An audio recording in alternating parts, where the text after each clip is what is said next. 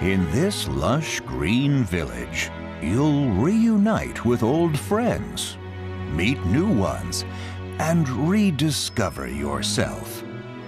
This is where you grew up, your hometown.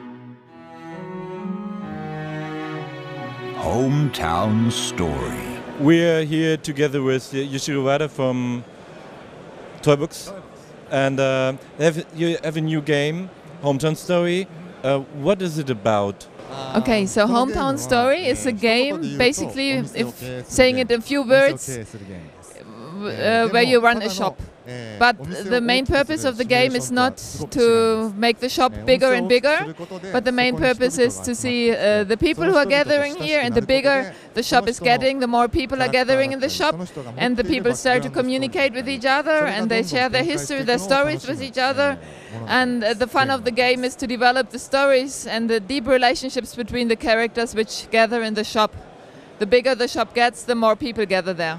To have this concept with these people coming to the shop and talking a lot with each other, it reminds me a bit on Animal Crossing in a kind of way. Can you understand this? Yes. Animal Crossing first I can understand why you think it reminds you to Animal Crossing, but let me point out that I think the two games are very different. What I think is the best point of Animal Crossing is it's a game where you can have a huge variety of things you can do in the game. So that leads also to the fact that the players communicate outside the game about the game. So it strengthens communication between players but outside the game. And so in this point I think Animal Crossing is really a wonderful game. My game, Hometown Story, is different because in this game we concentrate on the communication within the game, and the player learns about the stories of all the characters in the game, and his heart gets moved by all the emotions expressed by the other players. And that is what we wanted to do with Hometown Story, to concentrate on the human relationships within the game, between the characters, which got stronger and stronger and really emotionally move the player.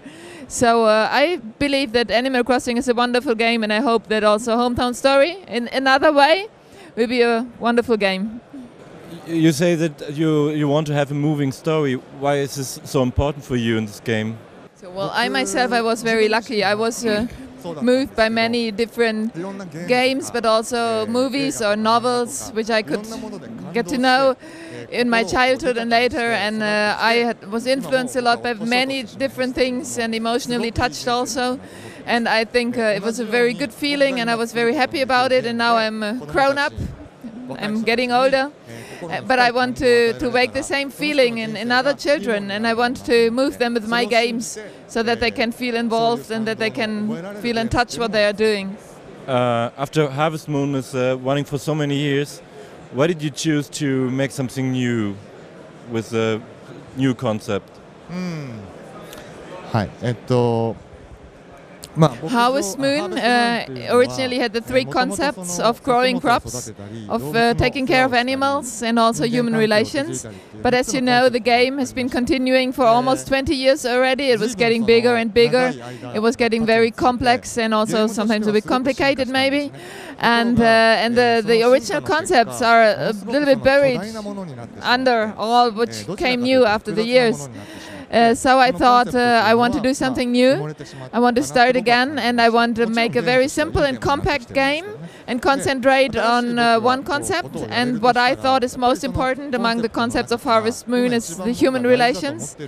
So I decided to develop a game around the topic human relations, which is simple, compact, so that the main topic, my main purpose, comes clear, that people understand what I wanted to say with the game.